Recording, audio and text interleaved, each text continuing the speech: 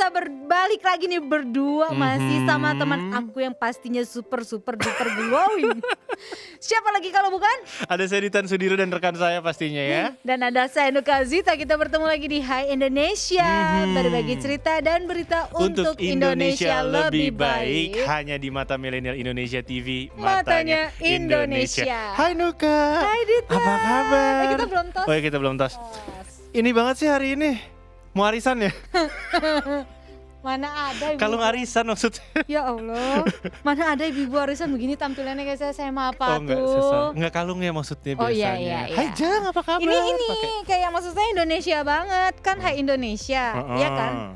Maksudnya etnik Indonesia banget gitulah. Iya, oh iya, kalung etnik kategorinya ya. Iya. Kalau cari di toko buka tuh, toko lapak itu bisa dapat tuh. Kalung etnik. Kalau Search-nya. iya itu dia, karena saking cintanya sama Indonesia, jadi ya berbau Indonesia dan program kita kan Indonesia, Hai menyapa betul Indonesia sekali. dulu hari Tapi ini. ngomong-ngomong tentang cinta, hanya kepada Indonesia cintanya. Ya iyalah, enggak dong banyak. Siapa lagi? Oh banyak, kamu memancing saya ya. Kepada keluarga juga pasti sayang dan cinta ya. Pas itu nomor Amin. satu. Maksud saya keluarga kok. Kenapa sih sensitif banget? Iya, maksudnya iya keluarga, saya tahu itu. Anyway, apa kabar pemirsa? Semoga di hari ini everything going okay, semua berjalan dengan baik. Dan yang pasti bisa memulai hari udah dengan pikiran yang sangat positif dan sehat. Sehat sih utamanya. Bener. Jangan sampai apalagi masih pandemi masih kategori ya. pandemi masih kan. kategori Jadi, pandemi. Yang paling utama adalah semoga tetap sehat gitu ya, meskipun bangun dengan positif. Kalau masih sakit, bukan pikiran positif maksud saya. Iya. Bukan swabnya positif ya. Jangan. Mudah-mudahan sih hari ini yang lagi menyaksikan Nuka sama Ditan semuanya dikasih kesehatan. Amin. Ya, dikasih semangat terus dalam menjalani kegiatan apapun kalian hari ini. Ingat prokesnya jangan sampai longgar tetap. Iya, ya. Betul sekali. Tapi ngomong-ngomong tentang kesehatan, ini kan Nuka di rumah tinggal sama ibunya ibu, kakek nenek maksudnya, sorry. Enggak. Hanya ibu. Nah, saya tuh tinggal di rumah sama orang tua sama nenek. Nenek juga masih ada. Nenek ya. udah sepuh banget. Tapi masih ada ya. Alhamdulillah umur panjang. Iya, dia umurnya pasti panjang orang kayak dia. Iya. Orang kayak nenek saya nih emang umurnya pasti panjang, aktif banget soalnya. Oke. Nah, tapi seaktif-aktifnya ya namanya juga udah orang tua, jadi ada penyakit standar orang tua, pikun. Demensia, betul. Nah, di segmen awal ini kita bakal ngomongin demensia seperti yang tadi si Ditan sudah menjelaskan. Iya, jadi jangan salah loh, ini kalau kita kekurangan vitamin B12, kita yang muda aja bisa kena gejala demensia, mirip demensia. Oh iya? Iya, bisa. Kok ngeri ya dengernya? Ya makanya tadi kan aku takut deh. Saya bilang kalau demensia itu kan biasanya jatuhnya di orang tua, orang yang sudah sepuh. Tapi jangan salah nih, kalau andai kita kekurangan vitamin B12, kita bisa kena gejala mirip demensia juga. Tuh ya millennials, jangan merasa kita masih muda, terus sampai lupa ya untuk mengkonsumsi vitamin B12. Iya. Jadi ada dikenal vitamin B12 atau juga dikenal sebagai kobalamin. Ini merupakan vitamin yang larut dalam air dan dibutuhkan untuk pembentukan darah dan fungsi sistem saraf. Jadi ini tubuh kita tuh nggak bisa memproduksi si vitamin B12 ini. Makanya kita hanya tergantung pada sumber makanan dan suplemen aja supaya kita tidak kekurangan vitamin B12 ini. Dan studi telah menunjukkan bahwa 80-90% orang-orang vegan, dan ini mereka vegan dan kekurangan vitamin B12. 80-90% vegan dan vegetarian ini kekurangan vitamin B12 karena kan mereka nggak mengkonsumsi daging hewani kan? Benar, jadi hanya yang protein hewaninya. Protein hewaninya mereka nggak konsumsi sehingga mereka tuh banyak kekurangan B12 gitu. Dan dampak kekurangan vitamin B12 pada manusia ini unik sih. Jadi ini kan berdampaknya di sistem pusat saraf manusia. Jadi gejalanya sangat mirip dengan demensia nih. Gejala pertama ini adalah kebingungan. Ya, jadi kayak sering ngerasa bingung sendiri gitu ya. Ya padahal tinggal pegangan aja biar nggak bingung kan. Oh iya, tapi kalau lagi pas sayang-sayangnya ditinggal ya bingung juga sih. Iya itu baru saya maksudnya itu. Udah nyambung kok kita. Pegangan aja. Nah itu dia, jadi vitamin B12 ini bertanggung jawab dalam produksi sel darah merah yang membawa oksigen ke berbagai bagian tubuh. Kekurangan sel darah merah tersebut ini pasti akan mengurangi suplai oksigen di otak yang bisa menyebabkan orang jadi kebingungan. Yap, ya. Gitu. Aduh, ngeri juga sih nih kalau masih muda kita udah punya ciri-ciri kebingungan kayak gini. Karena efeknya kayak menunjukkan gejala pusing dari waktu ke waktu sih. Oh, awal mulanya dari nanti akhirnya jadinya kebingungan. Nah yang kedua, gara-gara kekurangan B12 kalian juga ternyata bisa terkena depresi. Ini lebih ngeri lagi ya, karena kadar homocysteine yang tinggi itu disebabkan oleh kadar vitamin B12 yang rendah dapat mengganggu beberapa jaringan otak, dan ini akhirnya bisa menyebabkan gangguan pada sinyal otak kita yang menyebabkan perubahan suasana hati, bahkan jadinya depresi. Nah tuh kan serem banget kalau nggak buru-buru ditanganin kekurangan B12 ini. Tadi kebingungan terus kalian lanjut jadi depresi. Dan depresi ini bisa mengganggu beberapa jaringan otak ya. Ini yang tadi Nuka udah bilang juga, ini bisa mengubah larinya ke suasana hati.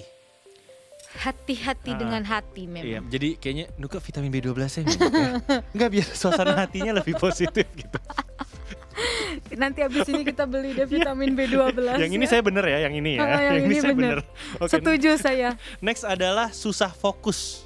Ini ciri-cirinya kalau kita kurang vitamin B12, kita bisa susah fokus. Jadi kalau misalnya akhir-akhir ini sebentar. Jadi kalau misalnya akhir-akhir ini tingkat konsennya kayak buruk gitu ya. Misalnya dikasih soal matematika mudah yang biasanya gampang kita selesaiin, tapi jadi kayak susah banget nyelesainnya. Mungkin karena kadar vitamin B12 dalam tubuh kita rendah. Jadi mau gak mau konsentrasinya itu jadi susah. Dan itu adalah akibat dari oksigen yang kurang banyak di otak kita. Dan itu memberikan gangguan pada jaringan otak kita juga. Betul. Nah tadi udah depresi, udah susah fokus, udah. Selanjutnya bisa sering lupa kalian. Nah ini lebih bahaya lagi kalau lupa naruh uangku di mana, ya kan? Password Netflixnya apa? Iya itu aduh susah deh tuh. Jadi memang ini gejala umum kekurangan B12 rata-rata itu. Jadi sering lupa nih, gejalanya jangka panjang bisa atau jangka pendek juga bisa, tergantung memang dari kompleksitas situasi kitanya masing-masing. Iya ya. Betul banget. Nah ini terus ada berapa banyak sih kira-kira kita harus konsumsi B12 per harinya? Ini beda-beda nih, karena kan beda-beda. Yang namanya obat itu atau suplemen itu kan tergantung dari usia kita juga. Betul. Gitu kan, jadi kalau misalnya jumlah rata-rata harian yang direkomendasikan ini diukurnya pakai mikrogram ya, MCG itu mikrogram. Jadi kalau anak-anak usia 4 sampai 8 tahun itu 1,2 mikrogram. Terus anak-anak usia 9 sampai 13 tahun itu 1,8 mikrogram. Kalau remaja 14-18 tahun 2,4 mikrogram. Sedangkan dewasa itu sama kayak remaja 2,4 mikrogram. Tapi wanita hamil dan menyusui 2,6 mikrogram per hari jika hamil dan 2,8 mikrogram per hari jika menyusui, agar nanti si vitamin B12-nya ini juga bisa memberikan efek kepada bayi yang lagi dikandung atau yang lagi disusui. Nah itu jadi beda-beda ya. Ini udah tadi Ditan udah sebutkan sesuai dengan usianya juga gitu. Nah kalau tadi kita ngalamin apa? Demensia dan penanggulangannya dengan konsumsi vitamin B12 ya. Nah itu dia. Mungkin nih ya gimana ya caranya kalau yang udah terkena demensia, mereka tuh harus tetap punya support system gak sih? Iya, support system tuh sebenarnya lingkungan kita, teman-teman kita, tetangga, keluarga.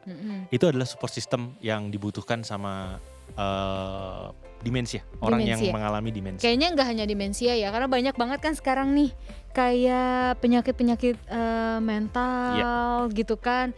Anak-anak muda banyak yang terkena anxiety, terus bipolar, apalah namanya itu. Nah, support system nih salah satunya harus banget ada di sekeliling mereka, iya gak sih? Bener banget, itu yang bisa memberikan dukung baik secara moral maupun material kapanpun kita butuhkan. Itu yang tadi saya bilang, keluarga, sahabat, teman, pokoknya orang-orang sekitar kita. Ya, nah gitu. Ini selanjutnya kita mau bahas tentang apa aja sih manfaat kalau kita tuh memiliki support system di hidup kita dan cara menjaganya. Ya, ini ngomongin tentang support system juga, jadi yang namanya support system ini memainkan peran penting dalam keberhasilan kita untuk mencapai tujuan kita apapun ya. Mau tujuan hidup kita, misalnya tujuan hidup saya mau jadi tukang masak yang handal, itu juga kita butuh support system. Tapi untuk kali ini yang bakal kita bahas adalah support system, apalagi kita ketika kita sedang mengalami sebuah penyakit, let's say kayak demensia ini. Ya, gitu. Ataupun apapun lah, apalagi kita dalam kondisi ada masalah yang cukup berat ya, karena dan butuh. Ini support system juga berperan besar dalam mendukung efektivitas pengobatan bagi para ODGJ. ODGJ? Oh no. Oh tahu singkatannya apa ya? Tahu ya? Tahu ya? Orang dengan gangguan jiwa. Kurang ajar ya. Mau nggak bercanda? Saya bercanda. Satu ini ya. Saya bercanda enggak. Saya cuma nanya tadi kan, konfirmasi. Iya. Untung. Ini support system sangat bisa membantu bahkan untuk pasien ODGJ, orang dengan gangguan jiwa. Yep.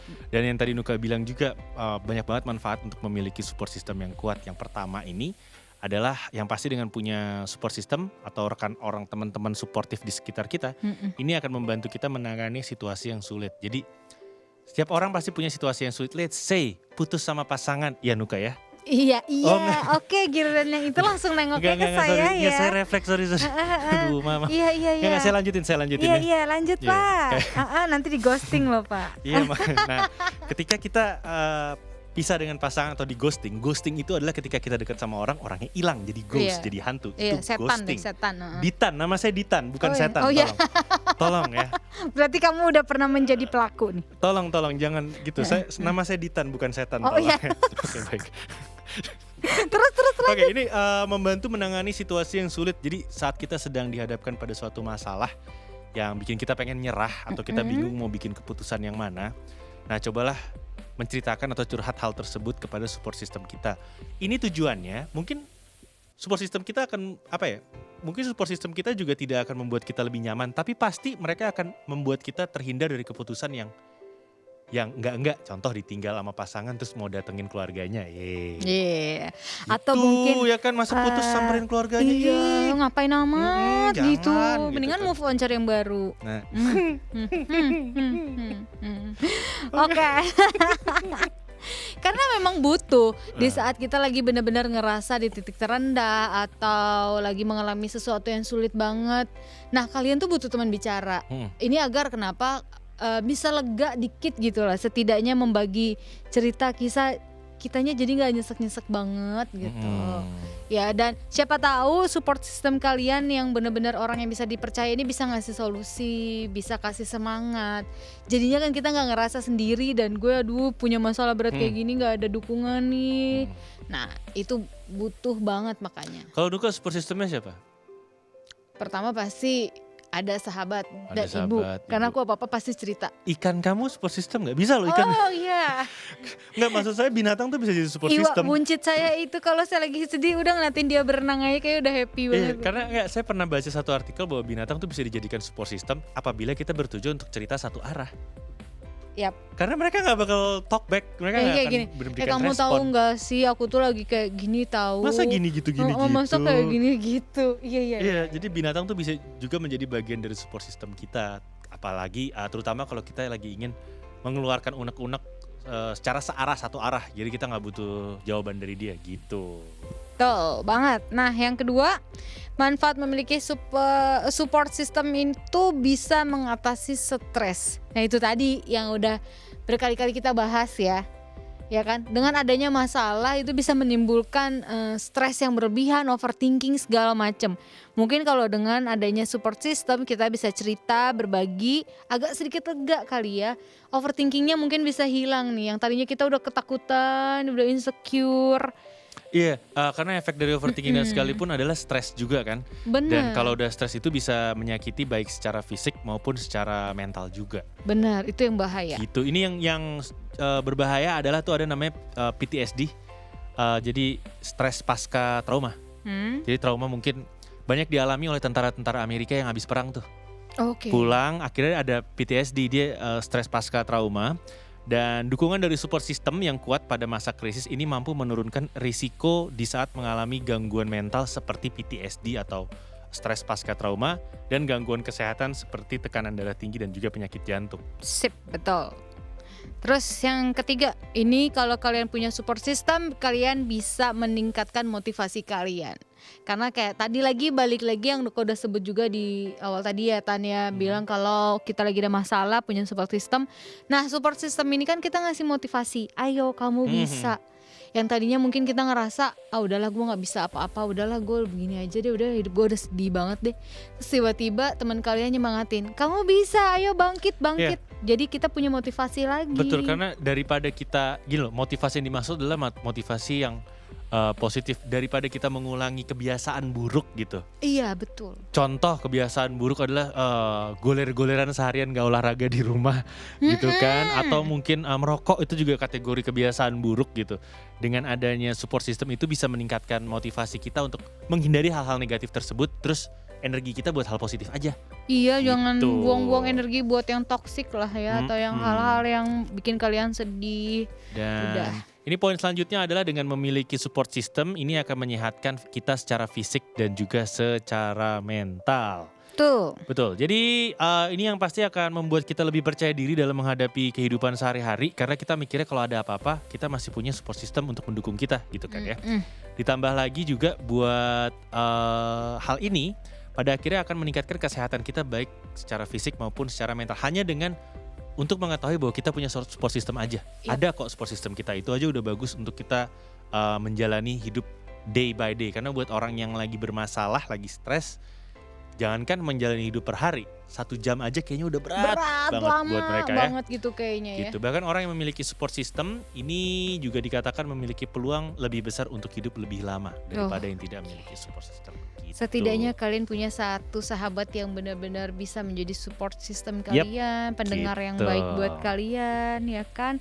Nah, makanya kalau memang kalian sudah punya sahabat baik atau yang bisa menjadi support system buat kalian, ini mesti benar-benar dijaga hubungan baiknya.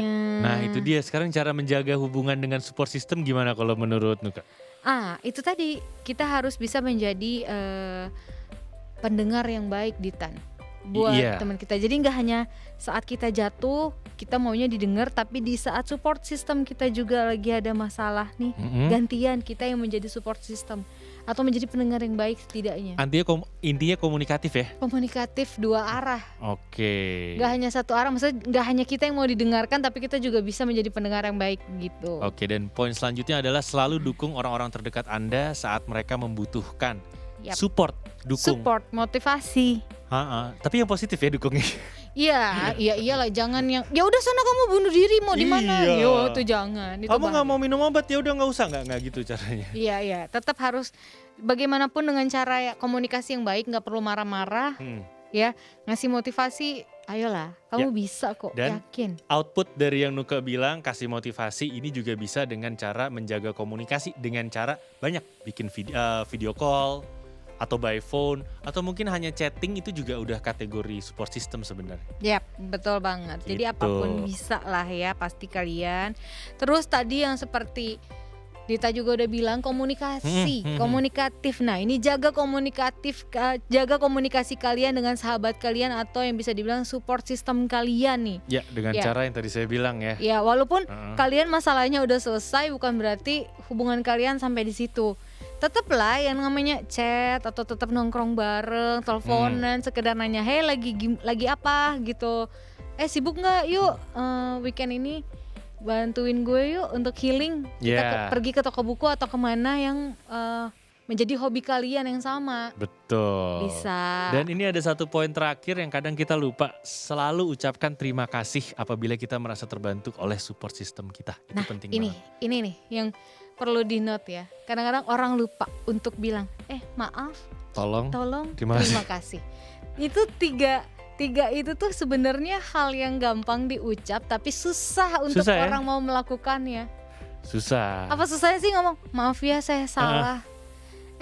Tolong ya, boleh minta tolong. Dan abis minta tolong, terima kasih ya. Gitu. Ya, karena emang intinya kita harus ini sih, hindari terlalu membebani orang terdekat dengan berbagai permintaan. That's why mintalah pertolongan saat benar-benar membutuhkan. Yap, setuju. Yang tahu kapan benar-benar membutuhkannya ya kalian sendiri gitu kan. Teman-teman sendiri yang tahu kapan dibutuhkannya. Pokoknya perlu dicatat bahwa support system ini adalah sekelompok orang yang juga perlu kita dukung. Perlu Betul. kita sayangi, perlu kita hargai Betul. juga gitu. Jadi kita harus jaga hubungan sama mereka sehingga kualitas hidup kita bisa jadi jauh lebih baik lagi. Dan sebenarnya kalau nolong orang tuh kita suka dapat kepuasan batin sendiri kan? Iya, asal nolong orangnya tanpa pamrih ya. Iya. Bukan untuk show off, bukan untuk dipamerin ya. Tapi memang benar-benar ikhlas dari hati kita mau nolong orang itu pasti lebih enak deh. Ya. Ini tuh biasanya support system kalau di film-film saya nonton, misalnya nih ada orang-orang yang penyintas, let's say kayak yang tadi saya bilang banyak banget tentara-tentara Amerika tuh yang pulang kena PTSD kan. Nah banyak banget tuh akhirnya mereka tergabung nih. Mereka karena ada banyak mereka yang PTSD, mereka tergabung dalam sebuah kelompok dan akhirnya punya support system masing-masing. Mereka punya yang namanya kelas sendiri, jadi mereka duduk bareng, bikin lingkaran. Terus ya udah memperkenalkan diri sambil menceritakan, halo nama saya Ditan, ceritanya saya tentara Amerika, saya pengalaman perang gini. Semenjak itu yang saya rasakan adalah gini. Terus teman sebelah cerita juga, saya Nuka, saya dulu juga tentara, yang saya rasakan begini. Oke. Gitu, itu saya nonton di dokumentasi dari tentara yang pulang perang dari Amerika ceritanya. Pasti kayak gitu, jadi mereka punya support system sendiri yang mereka ketemu seminggu sekali atau berapa lama sekali. Untuk healing ya. Untuk healing. Pasca trauma lah. Betul. Kita kan nggak tahu tentara saat ditugaskan ke negara lain dia ceritanya kayak gitu. Di mana, di perang kah apa-apa atau kah? yang sering banget saya tonton itu di film, di serial-serial Amerika juga. Jadi support systemnya dia, halo nama saya Ditan, saya sudah 6 bulan tidak mengkonsumsi alkohol gitu. Oh iya. Saya udah 6 bulan tidak merokok gitu. Jadi mereka saling mendukung. Oke. Saling mendukung, terus kalau udah setahun ada kalung udah setahun gak ngerokok gitu. Itu kayaknya bagus tuh. Untuk awarding ya, untuk bener. hadiah gitu. Bahwa kalian udah bener-bener bisa melakukan itu. Keren banget gak sih? Yes. Mudah-mudahan kita di sini juga bisa kayak gitu ya, menerapkan kayak tadi. Loh, saya support Nuka loh, selalu. Aku juga support kamu. So. KZL, Kozol deh. Saya gitu. selalu support, saya selalu nanya apa kabar, gimana kehidupan percintaan. Saya aktif loh. Iya. Iya itu antara nanya sama kepo dia. Tapi serius gimana? Yang laki yang kemarin? Ini yang mana lagi nih? Jangan bikin gosip nih, bahaya nih Dita nih. Yang mana Tan? Gue sampai bingung. Ghosting semua soalnya. Hilang semua, hilang ya. Hilang gitu gayanya, pakai menjadi setan. Ya makanya main sama laki ikan aja, Iwa nggak kemana-mana Iwa kan? Iwa PY lah. Udahlah daripada Ditan makin ngelantur, kayaknya segmen pertama ini kita stop dulu. Tapi kita bakal balik lagi masih bahas yang ini menarik lah. Jadi kita abis ini ada topik utama kita, ada anxiety disorder atau kecemasan yang berlebihan. Nah ini penting banget kan, makanya jangan kemana-mana, tetap di Hai Indonesia, berbagi cerita dan berita untuk Indonesia lebih baik. Hanya di Mata Milenial Indonesia TV, matanya Indonesia.